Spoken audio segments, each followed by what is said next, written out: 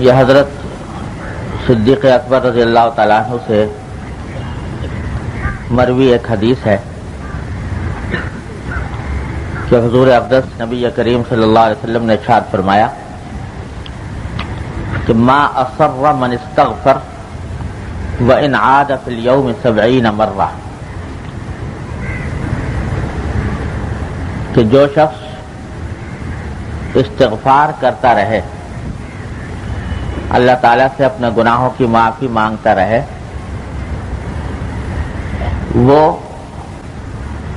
چاہے دن میں 70 مرتبہ اس نے گناہ کیا ہو، لیکن وہ ان لوگوں میں شمار نہیں ہوگا جن کو گناہ پر اصرار کرنے والا کہا جائے۔ تفصیل اس کی یہ ہے کہ ایک جگہ قرآن کریم میں اللہ جل جلالہ نے ارشاد فرمایا ہے اپنے نیک بندوں کا ذکر کرتے ہوئے، اپنے ان بندوں کا جو اللہ تبارک و تعالیٰ کے ہاں مقبول ہیں،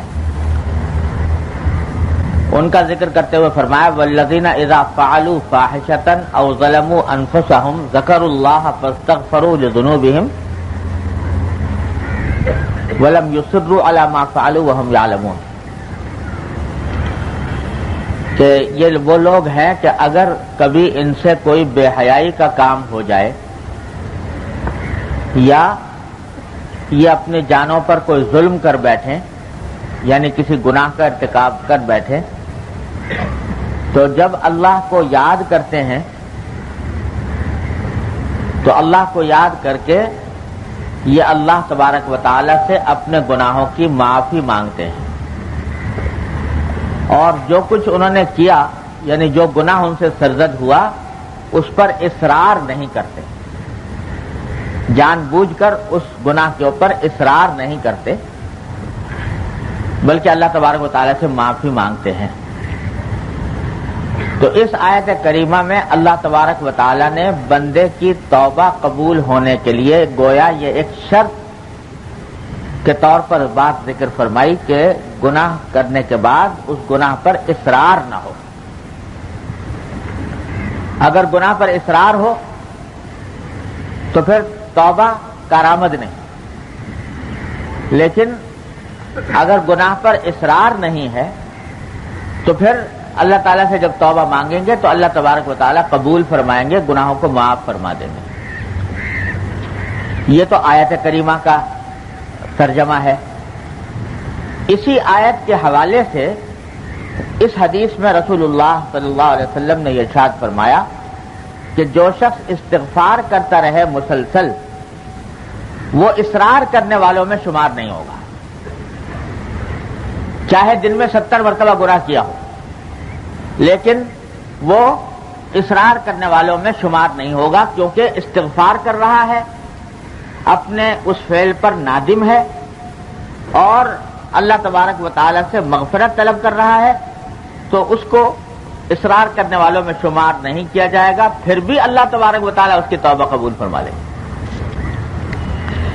یہ توبہ اور استغفار اللہ تبارک و تعالی نے ایک ایسا نسخہ تریاق عطا فرمایا ہے ہم سب اللہ کے بندوں کو کہ اس کی موجودگی میں شیطان کا کوئی وار کارآمد نہیں رہتا۔ ہمارے حضرت والا قدس اللہ تعالیٰ سرہ فرمایا کرتے تھے کہ جب اللہ تبارک و تعالیٰ نے انسان کو پیدا کیا تو انسان سے بھی پہلے شیطان کو پیدا کر دیا تھا۔ شیطان کی تخلیق پہلے ہوئی، آدم کی تخلیق بعد میں ہوئی، تو انسان سے بھی پہلے شیطان کو پیدا کر دیا تھا، جس کے معنی یہ ہے کہ وہ شیطان اس لیے پیدا کیا گیا تھا، اس کا مقصد تخلیقی یہ تھا کہ جو آدم علیہ السلام بعد میں پیدا ہونے والے ہیں ان کی اولاد کو یہ بہکائے گا۔ گویا گناہ کے سبب کو اللہ تعالی نے پہلے سے پیدا کر دیا اور انسان بعد میں پیدا ہوا، تو گویا اس جب انسان کو بھیجا اس دنیا میں تو ساتھ میں شیطان کو لگا کر بھیجا۔ اب یہ شیطان کیا تھا؟ یہ ایک زہر جو ہلاک کرنے والا انسان کو. تو اللہ جل جلالہ کی حکمت سے یہ بات بعید تھی، حکمت سے بھی اور رحمت سے بھی یہ بات بعید تھی کہ اللہ تعالیٰ زہر پیدا فرمائے اور اس کا تریاق پیدا نہ کرے، اس کا توڑ پیدا نہ فرمائے. تو اللہ تبارک و تعالیٰ نے زہر بھی پیدا کیا، شیطان اور نفسانی خواہشات، یہ زہر ہے، لیکن اس زہر کا تریاق بھی اتنا آسان بنا دیا، اتنا آسان بنا دیا کہ ادھر سے یہ زہر انسان کو کاٹے اور ڈسے، اسی وقت انسان تریاق استعمال کر سکتا ہے بغیر کسی ادنا محنت کے. گناہ ہوا اور گناہ کے فوراً بعد طبیعت میں ندامت ہوئی، اور ندامت کے بعد اس نے کہہ دیا استغفر اللہ ربی من کل ذنب واتوب الیہ. بڑے سے بڑے گناہ کا تریاق ہو گیا، زہر کا تریاق ہو گیا. کوئی چیز اللہ تبارک و تعالیٰ نے مضر ایسی پیدا نہیں کی، زہر ایسا پیدا نہیں کیا جس کا تریاق نہ بنایا ہو، اور تریاق بھی آسان. میں ایک مرتبہ ایک سفر میں تھا جنوبی افریقہ کے، تو جنوبی افریقہ کا مشہور شہر ہے کیپ ٹاؤن. تو وہاں سے کیپ ٹاؤن کے شہر سے باہر نکل کر ایک مرتبہ ہم جا رہے تھے ساحل سمندر کی طرف، اور وہاں پہاڑی علاقہ ہے. تو ایک پہاڑ کے اوپر سڑک پر جا رہے تھے، تو جاتے جاتے دیکھا کہ بڑا اچھا منظر ہے، بڑا خوبصورت، اور کچھ شاید نماز بھی پڑھنی تھی. تو ہم نے گاڑی کہا کہ ذرا روکیں اور تھوڑا سا اس منظر سے بھی لطف اندوز ہوں، کچھ نماز بھی پڑھے. گاڑی روکی تو دیکھا تو سڑک کے کنارے ایک انتہائی خوبصورت پودا، انتہائی خوبصورت پودا لگا ہوا ہے، اس کے اوپر بڑی خوبصورت پتیاں آ رہی ہیں. تو اتنا خوبصورت معلوم ہوا کہ حالانکہ مجھے کچھ زیادہ ذوق بھی نہیں ہے پھول پھلواری کا، لیکن اتنا خوبصورت معلوم ہوا کہ بے ساختہ طبیعت چاہی کہ اس پتے کو جا کر توڑ لوں اور اس کو اپنے ساتھ رکھے. جب میں اس کی طرف بڑھا اس پتے کو توڑنے کے لیے، تو ہمارے جو ساتھی تھے وہیں کے رہنے والے، وہ چیخے، کہا کہ حضرت آپ اس کو مت چھوئیے. میں نے کیوں بھائی؟ تو کہنے لگے کہ یہ بڑا خطرناک پودا ہے. کیسے خطرناک ہے؟ کہ اگر آپ اس کو چھوئیں گے تو جو آدمی بھی اس کو چھو لیتا ہے تو اس کا اثر ایسا ہوتا ہے جیسے بچھو کے کاٹنے کا. اس کو چھونے سے ہاتھ کے اندر زہر دوڑ جاتا ہے، اور زہر دوڑنے سے سارے جسم میں یہ کیفیت ہو جیسے کسی بچھو نے کاٹ لیا. تو اس واسطے آپ اس کو قریب میں مت جائیں. میں بڑا حیران پریشان کہ اتنا خوبصورت پودا اور اتنا خطرناک کہ آدمی ہاتھ لگائے اور ہاتھ لگاتے ہی اس کے جسم میں زہر دوڑ جائے.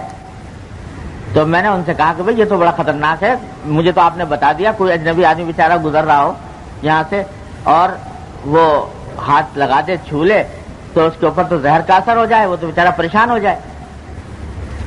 تو اس پر انہوں نے کہا کہ ہاں ہے تو بڑا خطرناک، مگر اللہ تعالیٰ کی قدرت ایسی ہے کہ جہاں یہ پودا ہوتا ہے اسی کی جڑ میں ایک اور پودا بھی ہوتا ہے، اور وہ پودا اس زہر کا تریاق ہے. جہاں یہ پودا پایا جائے گا اس کے ساتھ ہی اللہ میں نے دوسرا پودا پیدا کر دیا ہے. اگر کسی نے اس کو چھوا اور اس کے اوپر زہر کا اثر ہو گیا تو فوراً اس کا علاج یہ ہے کہ نیچے جو پودا اگ رہا ہے اس کو ہاتھ لگا لے تو وہ سارا زہر کا اثر ختم ہو جاتا ہے. میں نے کہا دیکھو اللہ تبارک اللہ احسن الخالقین. لوگ کہتے ہیں کہ صاحب یہ خود بخود پیدا ہو گیا، یہ کائنات، یہ عالم، یہ پھول جو ہے، یہ پھل اور یہ سب خود پیدا ہو گئے. تو میں نے کہا یہ بہترین اللہ تعالیٰ نے مثال دے رکھی ہے گناہوں کی اور توبہ کی، گناہوں کی اور استغفار کی، کہ یہ گناہ جو ہیں دیکھنے میں بڑے خوش منظر، بڑا دلاویز، انسان کا دل ان کی طرف مائل ہوتا ہے، انسان کا دل اس کی طرف لپکتا ہے، لیکن خاصیت ان کی ایسی زہریلی کہ اگر ان کو آدمی کر لے، وہ گناہ کا ارتکاب کر لے، تو اس کے نتیجے میں انسان جو ہے اس کے اوپر زہر چڑھ جاتا ہے، اور ایسا زہر چڑھتا ہے کہ اللہ تعالیٰ سے محفوظ رکھے. لیکن ساتھ ہی اللہ تبارک و تعالیٰ نے تریاق بھی پیدا فرما رکھا ہے، اور تریاق بھی اتنا آسان، جیسے وہاں کہ تریاق کے لیے کہیں دور جانے کی ضرورت نہیں، وہیں جڑ میں نکلا ہوا ہے۔ اسی طریقے سے ہر گناہ کا تریاق اللہ تبارک و تعالیٰ نے اتنا آسان بنا رکھا ہے کہ جب چاہو، جہاں چاہو، جس طرح چاہو اس تریاق کو استعمال کر لو۔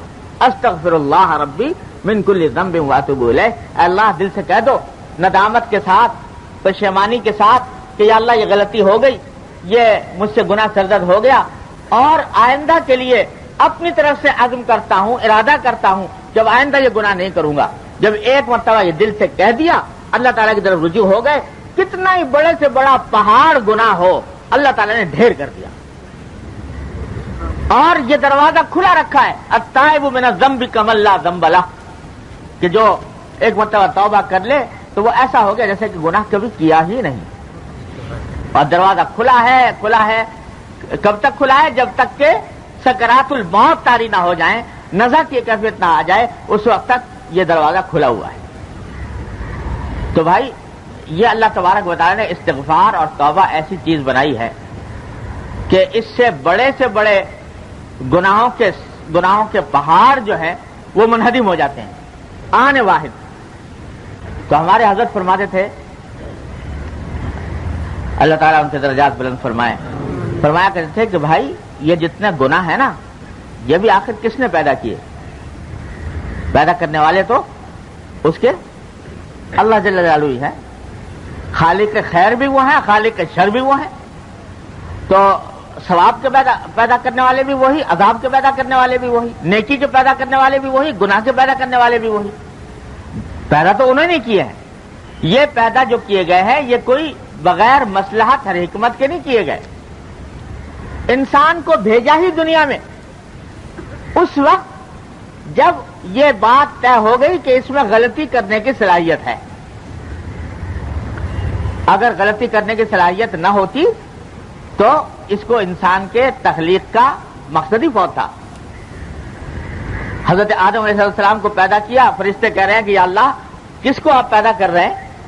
ایک ہم ہیں کہ صبح سے لے کے شام تک تسبیح میں، تقدیس میں، آپ کی حمد و ثنا میں لگے رہتے ہیں، اور ہم کبھی گناہ کر ہی نہیں سکتے، معصیت کر ہی نہیں سکتے، نافرمانی کا تصور ہی نہیں، اور ایک ایسی مخلوق کو آپ پیدا کر رہے ہیں کہ جس کے اندر گناہ کی صلاحیت ہے، جس کے اندر فساد کی صلاحیت ہے، دنیا میں فساد پھیلانے کی صلاحیت ہے۔